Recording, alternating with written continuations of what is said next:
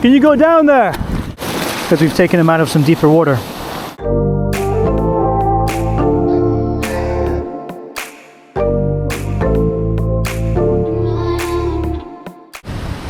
Hey everybody, welcome back to the channel. I'm out with Mark and Red tonight. Mark actually showed me how to fish when I was first learning a few years ago. You know, I was asking around a lot of online groups for advice, you know, tips, things like that, just trying to figure out the sport. And Mark took me under his wing, showed me how to collect bait, showed me what rigs to use, took me out cod fishing a couple of times. We had a couple of good sessions, so it's really nice to be out with Mark tonight cod fishing.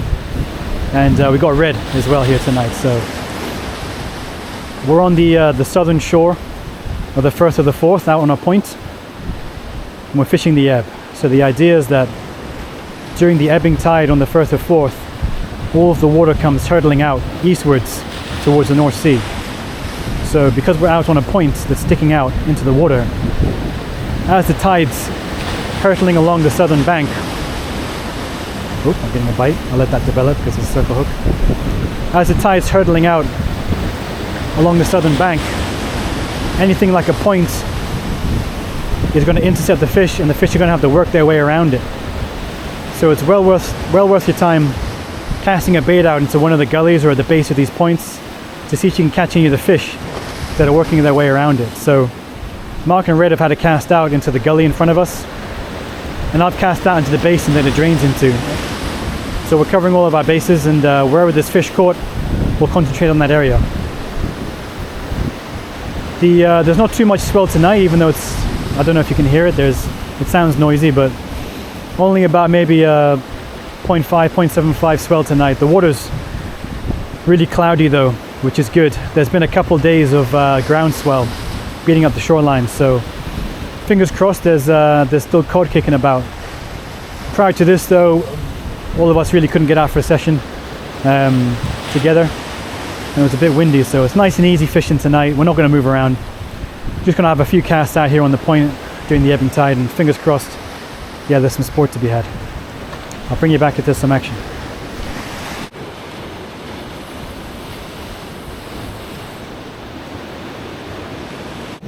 Red's into a decent fish. That's how you lift it. Do you want me to unhook it? Yeah, it'll be safe here, right? It'll be safe in there, yeah.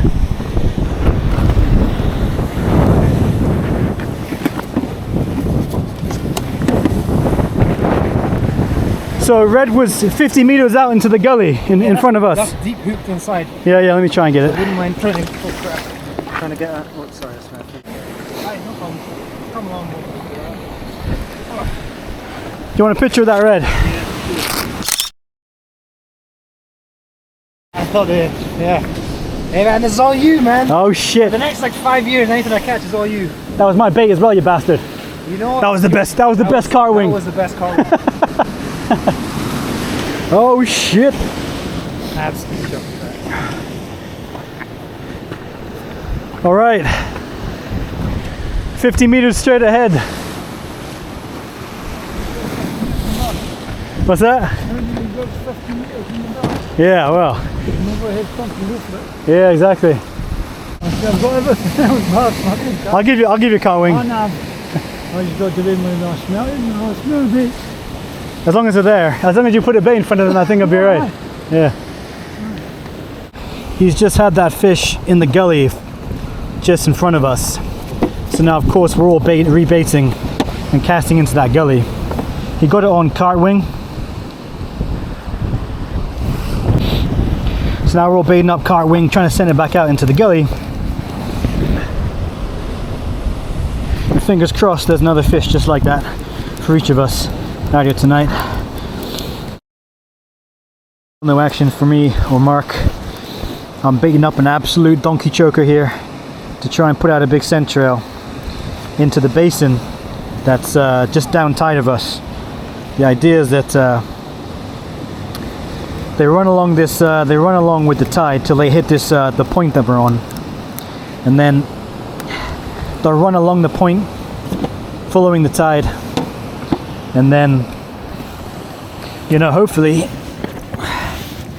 they get intercepted by our baits, you know, because they can smell the scent trail. But as they keep going, they then go out into this huge basin. So my thinking is that there's a chance that the shoal that's just passed through, or still passing through, it might be that, you know, they're all coming out into that basin, so I'm gonna cast back out into the basin basically.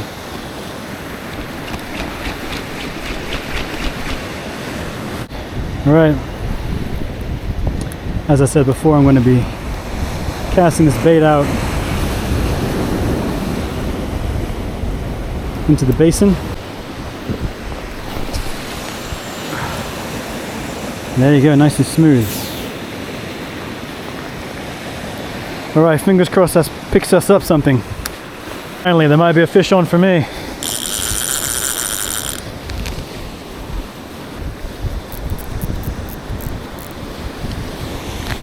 Maybe not. So a tip when you're baiting up squid is that you can get more scent out of it and more of a sort of a amino acid dispersal if you just stand on it. So just give it a couple of, get it mashed up a little bit. Hopefully you can see this. Yeah, just get it mashed up. Now look at it. That's going to release a lot more scent throughout the course of its life, so you can just double that over. I'll show you actually.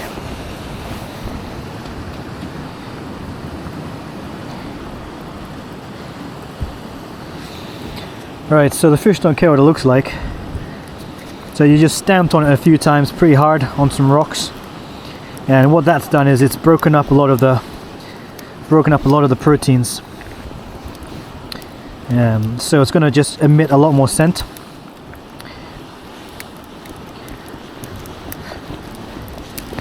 And there you go. I mean, that's pretty much the tip. It's coming towards the end of the session because it's coming towards low tide, so probably be one or two more casts and then call it a day, to be honest.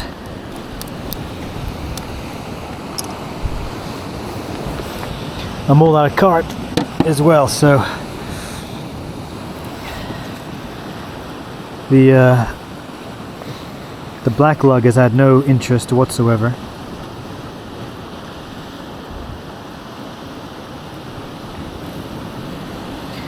Because squid's a bit harder, I don't like to mask the hook point. With the cart wing it's fine, you know, you can mask the hook point a little bit, it's not the end of the world. But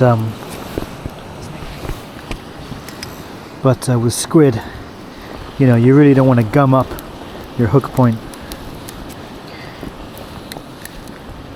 at all. So you want it like that. You want to be able to, the fish to take it like that. So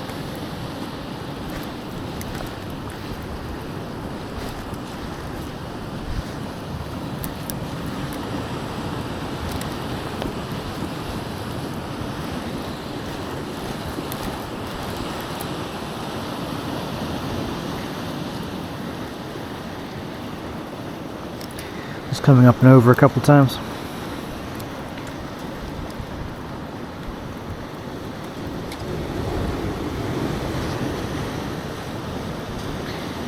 Just to help stop it from sliding off.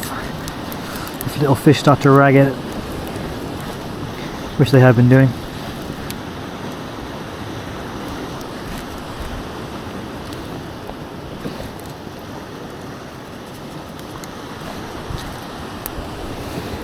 Alright, get this clipped up, sent out, I'll bring it back.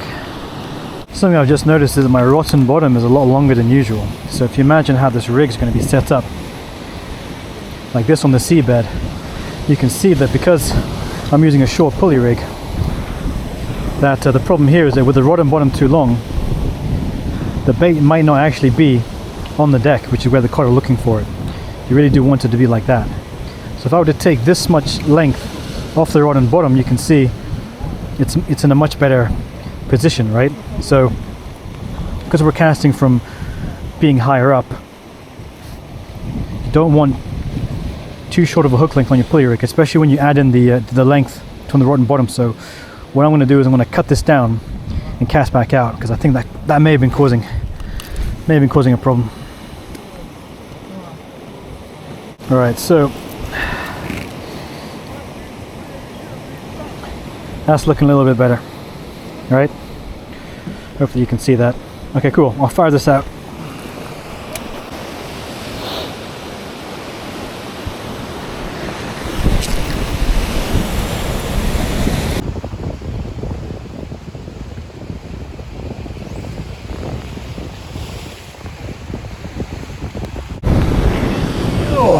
Looks like a bite.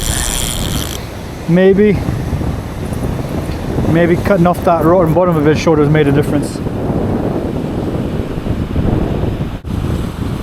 Nah, I'll leave it for now. Alright, might be a fish on here.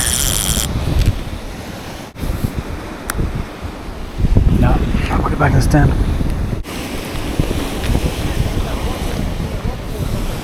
Yeah.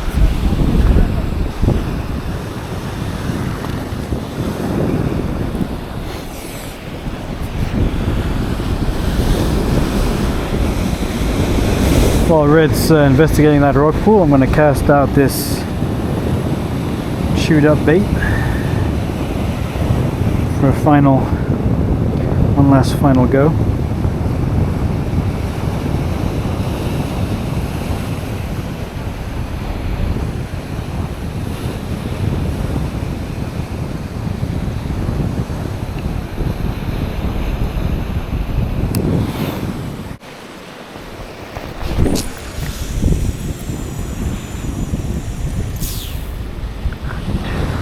Might actually be a fish on.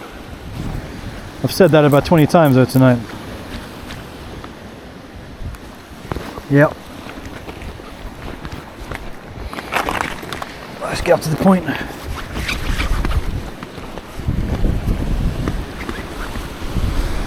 That's it.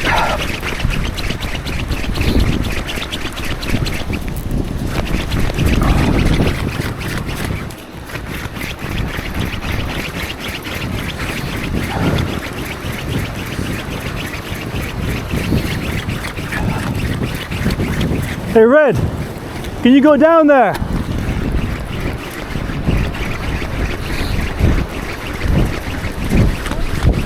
Yeah, can you get down there?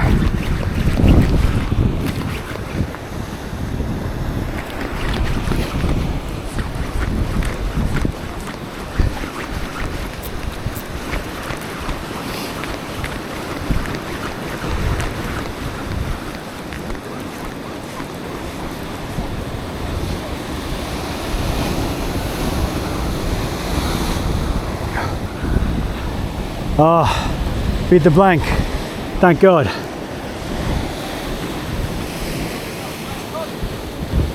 Jeez, that was that gnarly little squid that I just recast out as a last ditch attempt.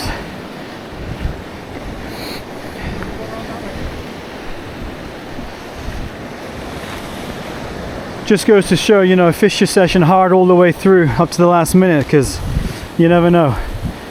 You might actually get into a fish. It looks like a nice little 1/2, maybe 2 pounder, probably 1.5 pounds. Ah, nice. Nice one. Looks like about 1.5 pounds. Take this. Yeah, thanks, man. Cool, cool, cool. Yeah, just put that down. Ah, God. I was just saying, it just goes to show you should fish hard all the way up to the last minute. Nice one, man. That was the leftover bait you had. Yeah, exactly. Leftover bait, last cast while we were just packing up.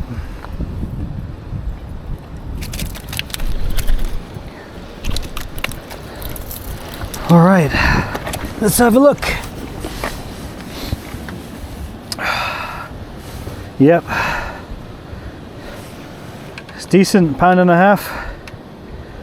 I've actually got a fish in the fridge. I don't know if I'll keep this one, to be honest. I might get him back.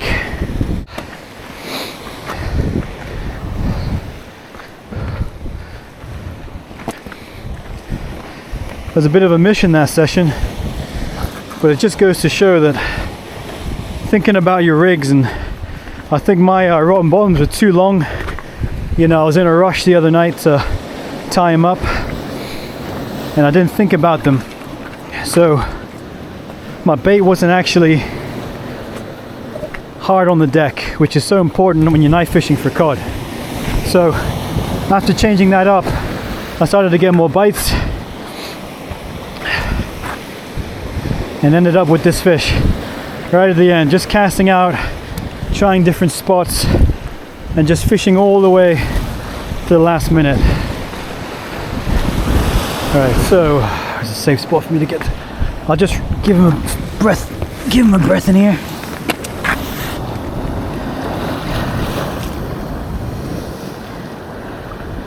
I'll wait till he gives me a kick to let me know he's feeling a bit better. Last thing I want to do is let go of him for him to go belly up.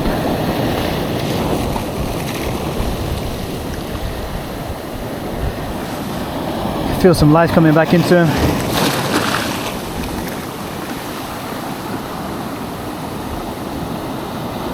Let's see if he can keep himself up. Nah, he's struggling, see? So you want to keep resting them until they can hold themselves up.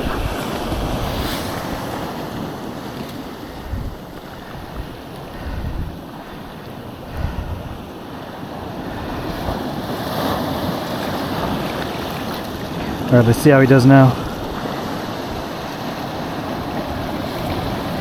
Still struggling a bit, but he's getting better.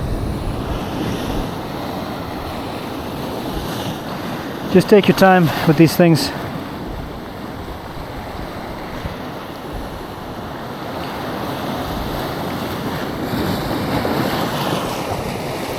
You know, it might just be that his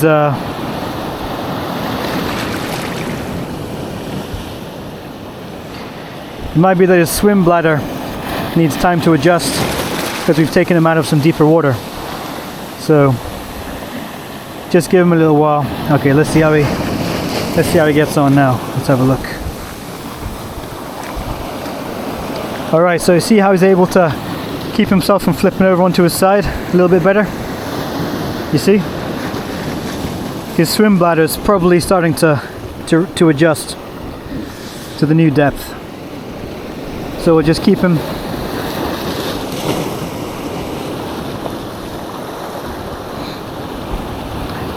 keep resting him, take your time. You know, don't write it off just because it goes belly up. It could just be a swim bladder. The cod use their swim bladder to help them move up and down the water column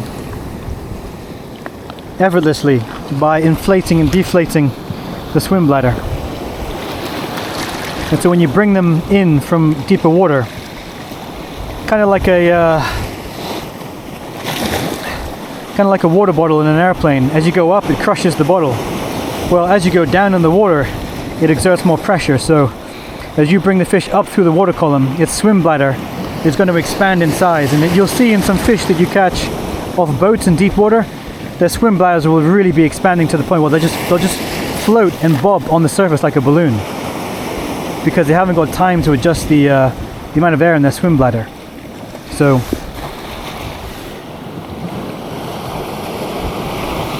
let's see how he gets on now. Alright, he's looking... Oh, well, that may have answered the... Oh, there he is. He's starting to kick now. And let's see if he can right himself. Yeah, he's trying to swim down. He's good to go. So, because he's able to swim down and he's alive and kicking, it means his swim bladders are decent. I'm just going to put him in the water now, let him get carried out. And he's down into the kelp. You can see maybe you can see his tail, maybe not. There he is.